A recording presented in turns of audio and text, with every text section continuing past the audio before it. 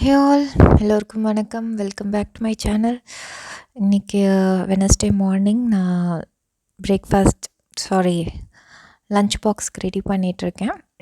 குழந்தைங்களுக்கு lunch box இது, but எங்களுக்கு பிரேக்ஃபாஸ்ட்டு பன்னீர் பராட்டா தான் பண்ணி கொடுக்க போகிறேன். ஏன்னா நான் எந்திரிச்சதே லேட்டு, ப்ளஸ் கொஞ்சம் கோல்டு வேறு, ஸோ கொஞ்சம் லேட்டாக தான் எழுந்திரிச்சேன். பன்னீர் பராட்டா பார்த்திங்கன்னா இது ரொம்ப குயிக், சூப்பர் ஈஸி. நல்லா துருவின பன்னீரில் வந்து ரொட்டீன் மசாலா வந்து கொஞ்சோண்டு மிளகாய்த்தூள், தனியாத்தூள், அதுக்கப்புறம் ரோஸ்டட் ஜீரா பவுடர், கொஞ்சோண்டு மிளகுத்தூள், அதுக்கப்புறம் கொஞ்சம் கரம் மசாலா, அதுக்கப்புறம் நான் வந்து ட்ரை மேங்கோ பவுடர்னு சொல்லுவாங்க, அந்த ட்ரை மேங்கோ பவுடர் அதுவும் போட்டிருக்கேன். அதுக்கப்புறம் கசூரி மேத்தி, கொஞ்சம் தேவையான அளவு உப்பு, அதெல்லாம் போட்டு நல்லா நல்லா மிக்ஸ் பண்ணி வச்சுக்கோங்க. நம்ம கையில் இப்படி பிடிச்சோம்னா பால் பிடிக்க வரணும், அந்த மாதிரி நல்லா பதத்துக்கு பன்னீர் மட்டும் துருவி வச்சு பிசைஞ்சு எடுத்துக்கோங்க. உங்களுக்கு பிடிக்கும், உங்கள் குழந்தைங்க சாப்பிடுவாங்க அப்படின்னா நீங்கள் வந்து பொடியாக நறுக்கணும் ஆனியன், கொத்தமல்லி அதெல்லாம் ஆட் பண்ணிக்கலாம். ஆனால் டிஃபன் பாக்ஸுக்கு வந்து பச்சையாக ஆனியன் ஆட் பண்ணி பண்ணுறத விட வதக்கிட்டு ஆட் பண்ணால் பெட்டர். மார்னிங் எனக்கு டைம் இல்லை, ஆல்ரெடி நான் சொன்ன மாதிரி லேட் ஆகிட்டேன். நான் இன்றைக்கி கொஞ்சம் எழுந்ததே லேட்டு, ஸோ அதனால் நான் ப்ளெயினாக இப்படி தான் குழந்தைங்களுக்கும் பிடிக்கும் அப்படிங்கிறதால நான் வந்து ப்ளெயினாக தான் இந்த பன்னீர் பராட்டா பண்ணியிருந்தேன். இப்போது பிரேக்ஃபாஸ்ட்டுக்கு பசங்களுக்கு பார்த்திங்கன்னா வந்து ப்ளெயின் புல்கா, கொஞ்சோண்டு நெய் தடவி அதில் வந்து சாக்கோ ஸ்ப்ரெட் இல்லைன்னா ஜாம் ஏதாவது ஸ்ப்ரெட் பண்ணி அவங்க சாப்பிட்டுப்பாங்க. அப்புறம் லஞ்சுக்கு தான் பன்னீர் ஸ்டஃப் பண்ணி பராட்டா கட்டினேன். ஸ்டஃபிங் வந்து ரொம்ப சிம்பிளான ஸ்டஃபிங் தான். நீங்கள் ஆனியன்லாம் போட்டிங்கன்னா தான் கொஞ்ச நேரம் விட்டிங்கன்னா உப்பு அதெல்லாம் சேர்ந்ததுக்கப்புறம் தண்ணி விடும். ஸோ பிகினராக இருந்தீங்க, ஃபஸ்ட் டைம் பண்ணுறீங்க ஸ்டஃபிங்னால் நீங்கள் ஆனியன் சேர்க்காமலே பண்ணி பாருங்கள். அண்டு காலையில் குழந்தைங்களுக்கு ஸ்கூல் கட்டணும் அப்படின்னா இதுதான் ஈஸியஸ்ட்டு வே. ஆனால் நல்லா கரம் மசாலாவும் அந்த கசூரி மெத்தி அதோடய ஃப்ளேவருமே ரொம்ப நல்லாயிருக்கும். இது கூட தொட்டுக்கெல்லாம் எதுவுமே தேவையே படாது. என் பசங்க மயனீஸ் இல்லைனா கெச்சப் ரெண்டுத்தில் ஏதாவது ஒன்று இருந்தால் எடுத்துகிட்டு போயிடுவாங்க. ஸோ லேட்டாக ஆகிட்டோம் இன்றைக்கி அது எழுந்திருக்க அப்படின்னா இதுதான் பெஸ்ட் ஆப்ஷன் காலையில் கட்டுறதுக்கு. ஸோ நான் வந்து எப்போவுமே இந்த மாதிரி எப்படி சொல்கிறது, சிம்பிளாக நம்ம அந்த கொழுக்கட்டைக்கு சொப்பு பண்ணுவோம் இல்லையா, அந்த மாதிரி பண்ணி குழியாக பண்ணி அதில் ஸ்டஃபிங் பால் பண்ணி என்ன ஸ்டஃபிங் பண்ணுறோமோ பொட்டேட்டோவோ இல்லை பன்னீரோ என்ன அது பால் பண்ணி உள்ளே வச்சு ரவுண்டாக திரட்டுறது. இதுதான் குயிக்கஸ்ட் வே. நான் இதை தான் ப்ரிஃபர் பண்ணுவேன்.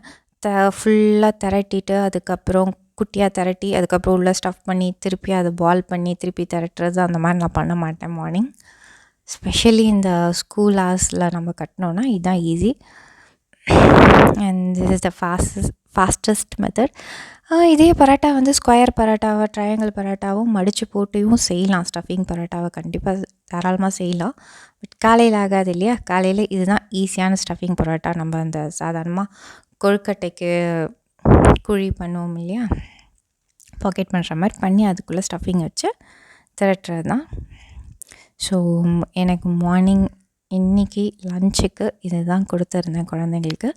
ஆப்வியஸாக வீட்டுக்கு வந்து சாப்பிட மாட்டாங்க ரைஸு, பட் இன்றைக்கி நைட் டின்னருக்கு அவங்களுக்கு எனிவே ரைஸ் தான் கொடுப்பேன். லஞ்சுக்கு இந்த மாதிரி பரோட்டா ஏதாவது எடுத்துகிட்டு போனாங்கன்னா டின்னர் வந்து அவங்களோட ஆப்ஷன் வந்து ரைஸாக தான் இருக்கும். ஸோ இன்றைக்கி லஞ்ச் பாக்ஸ்க்கு என்ன கட்டினேன் அப்படின்னு பார்த்திங்கன்னா பன்னீர் பரோட்டா, அதுக்கப்புறம் ஸ்நாக்ஸுக்கு வந்து மாதுளப்பழம் உதுத்து வச்சுருந்தேன், அது கட்டியிருந்தேன். ஸ்நாக்ஸ்க்கு அது கொடுத்து விட்டுருந்தேன். தொட்டுக்கெல்லாம் எதுவும் இல்லை, என் பசங்க கெச்சப் தான் எடுத்துகிட்டு போயிருந்தாங்க. பெரிய பாப்பா பார்த்திங்கன்னா 6th ஸ்டாண்டர்ட் படிக்கிறா இல்லையா, அவள் வந்து ஒரு பெரிய பரோட்டாவும் ஒரு பரோட்டா வந்து கொஞ்சம் குட்டியாக இருக்கா மாதிரி அதை எடுத்துகிட்டு போவாள். சின்னவ வந்து ஒரே ஒரு பரோட்டா தான் எடுத்துகிட்டு போவாள், அதுவே அவளுக்கு சஃபிஷியண்ட்டாக இருக்கும். அது ரொம்ப பெருசாக இருக்கும் இல்லையா, வித் ஸ்டஃப்ட் ஒன்று தான் சாப்பிடுவா. பேக் பண்ணுறதுக்கு எனக்கு பெரிய ஹெல்ப் பண்ணிகிட்ருக்கா, கெச்சப்பாக தான் பாக்ஸில் போட்டால். அண்ட் ஸ்நாக்ஸ் அவ்வளோதான் இன்றைக்கி லஞ்ச் பாக்ஸ். இதை கண்டினியூவேஷனாக நான் வந்து அதுக்கப்புறம் பசங்க ஸ்கூலுக்கெலாம் அனுப்பிச்சி விட்டுட்டு நானும் ரெடி ஆகிட்டு இன்றைக்கி லஞ்ச் எங்களுக்கு என்ன பண்ணியிருந்தேன் பார்த்திங்கன்னா கோஸ் கூட்டு, அதுக்கப்புறம் வந்து கத்திரிக்காய் பொரியல் பண்ணியிருந்தேன். நான் ரசம் வைக்கலான்னு இருந்தேன். பட் ஹஸ்பண்ட் அவருக்கு தயிர் போதும் அப்படிங்கிற மாதிரி சொல்லியிருந்தார். ஸோ அதனால் இன்றைக்கி கோஸ் கூட்டும் கத்திரிக்காய் பொரியல், சாதம், தயிர் இதான் லஞ்சுக்கு. குழந்தைங்க நைட்டுக்கு நான் திருப்பி ரசம் வச்சு அதே ரைஸ் கூட்டு காய் இருந்தால் சாப்பிட்டுப்பாங்க. ஸோ அந்த ஆப்ஷனில் தான் பண்ணியிருந்தேன். ஃபஸ்ட்டு கோஸ் கூட்டு தாளிச்சிக்கலாம். கொஞ்சோண்டு தேங்காய் எண்ணெய், அதில் கடுகு, உளுத்தப்பருப்பு, பச்சை மிளகா, கருவேப்பிலை, கொஞ்சமாக பொடியாக நறுக்கின ஆனியன் போட்டு நல்லா வதக்கிட்டு, இந்த கோஸ் கூட்டு பார்த்திங்கன்னா நான் சாம்பார் பொடி போட்டு தான் பண்ணுவேன். ரொம்ப டேஸ்டியாக இருக்கும். இதுதான் நம்ம தயிர் சாதத்துக்கோ அப்படி இல்லைன்னா ரசம் சாதம் இந்த மாதிரிலாம் வச்சு சிம்பிளாக ஏதாவது வச்சு தொட்டு சாப்பிட்ணோம்னா இந்த கோஸ் கூட்டு எனக்கு ரொம்ப பிடிக்கும். ரொம்ப நல்லாயிருக்கும். பெருங்காயம் போட்டு, உங்களுக்கு பிடிக்கும்னா நீங்கள் இதுவும் பொடியாக நறுக்கின பூண்டும் சேர்த்துக்கலாம். பட் நான் பூண்டு சேர்க்கல. எனக்கு அந்த தேங்காய் எண்ணெயும் நல்ல பெருங்காயத்தோட வாசனை தான் ரொம்ப பிடிக்கும் அந்த கோஸ் கூட்டில். அதனால நான் பூண்டு சேர்க்கல. பூண்டு பிடிக்கவங்க வேணும் அப்படின்னு நினச்சிங்கன்னா பூண்டும் சேர்த்துக்கலாம். கோஸ் கொஞ்சம் போட்டு கோஸையும் வதக்கிட்டு, அதுக்கப்புறமா அது மேலேயே கொஞ்சம் ஒரு சின்ன தக்காளி இருந்தால் போதும், இல்லை பாதி தக்காளி இருந்தால் போதும், பொடியாக நறுக்கி அதை ஆட் பண்ணி அது மேலே உப்பு சேர்த்து கொஞ்சம் நேரம் வதக்கிட்டு சிம் பண்ணி மூடி போட்டு விட்டுருங்க. அது தண்ணி விட்டு அதுவே கொஞ்சம் வேகும். ஒரு பாதி வெந்ததுக்கப்புறம், பாதி இல்லை ஒரு கால்வாசி வெந்ததுக்கப்புறம் நீங்கள் 1 டீஸ்பூன் சாம்பார் பொடி அதை ஆட் பண்ணி அதுவும் நல்லா கலந்து விட்டுட்டு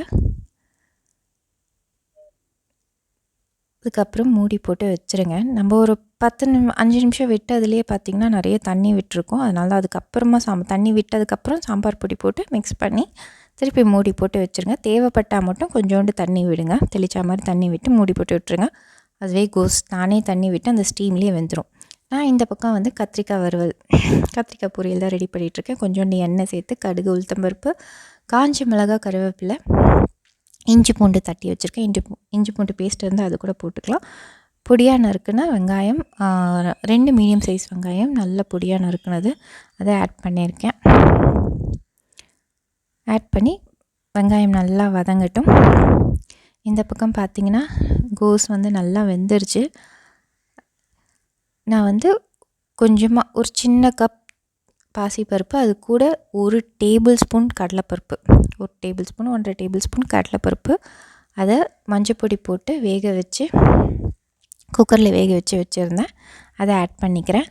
கொஞ்சமாக தண்ணி விட்டு நல்லா மிக்ஸ் பண்ணிக்கோங்க.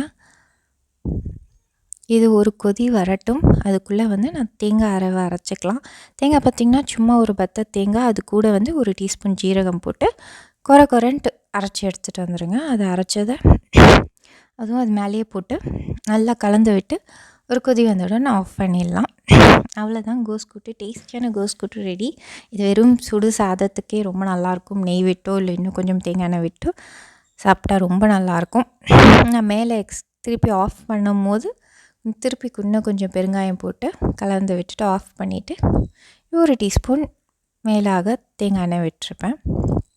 அவ்வளோதான், கோஸ் கூட்டு ரொம்ப டேஸ்டியாக இருக்கும். இந்த கோஸ் கூட்டு ட்ரை பண்ணி பாருங்கள். அவ்வளோதான், கோஸ் கூட்டு ரெடி. அந்த பக்கம் பார்த்திங்கன்னா வெங்காயம் வதங்கினதுக்கப்புறமா கத்திரிக்காய் நறுக்கி வச்சுருக்கேன். கத்திரிக்காவை அதை சேர்த்துக்கலாம்.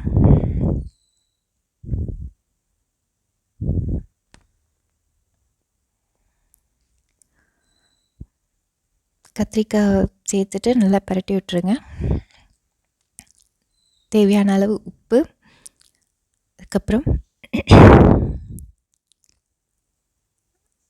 இதுக்கு எல்லா தேவையான மசாலா பவுடர்லாம் ஆட் பண்ணிக்கோங்க. கிட்டத்தட்ட அஞ்சரைப்பெட்டியில் இருக்க எல்லா பவுடரும் போடணும், கரம் மசாலாவை தவிர. இன்னைக்கு கரம் மசாலா போட மாட்டேன் நான் மட்டும்.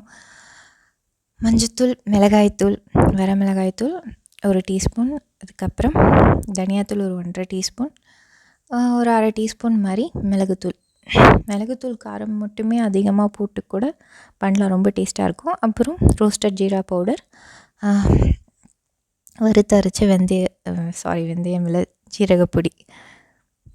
அவ்வளோதான், போட்டு நல்லா பரட்டி லேசாக தண்ணி தெளித்து, எப்போவும் சொல்கிற மாதிரி தான், லேசாக தண்ணி தெளித்து நீங்கள் மூடி வச்சிட்டிங்க, சிம்மில் வச்சு மூடி வச்சிட்டிங்க அப்படின்னாலே அந்த காயிலேருந்து தண்ணி விடும், ப்ளஸ் அந்த ஸ்டீம்லேயே வெந்துடும். அப்போ தான் எந்த காயும் பொரியலும் டேஸ்டியாக இருக்கும். இப்போது அப்பப்போ திறந்து பார்த்து நல்லா பிரட்டி விட்டுக்கோங்க. அவ்வளோதான், கத்திரிக்காய் வெந்துருச்சு. தேவைன்னா மட்டும் தண்ணி தெளித்து மூடி போட்டு வேக வச்சா போதும். இல்லைனா அதில் விடுற தண்ணியே போதும்னா கூட விட்டுருங்க. இல்லைனா கத்திரிக்காய் ரொம்ப குழஞ்சா மாதிரி ஆகிடும். ஸோ டேஸ்டியான கத்திரிக்காய் பொரியலும் ரெடி. இன்றைக்கி பார்த்திங்கன்னா 3 ரெசிபீஸ் ஷேர் பண்ணியிருப்பேன். மார்னிங் பிரேக்ஃபாஸ்ட், அதாவது லன்ச் பாக்ஸ் ஃபார் குழந்தைங்களுக்கு, அதுக்கப்புறம் எங்களோட லன்ச் எல்லாம் சேர்த்து. இந்த வீடியோ அண்ட் ரெசிபி உங்களுக்கு பிடிச்சிருந்தா டூ சப்ஸ்கிரைப். தேங்க்யூ ஃபார் வாட்சிங்.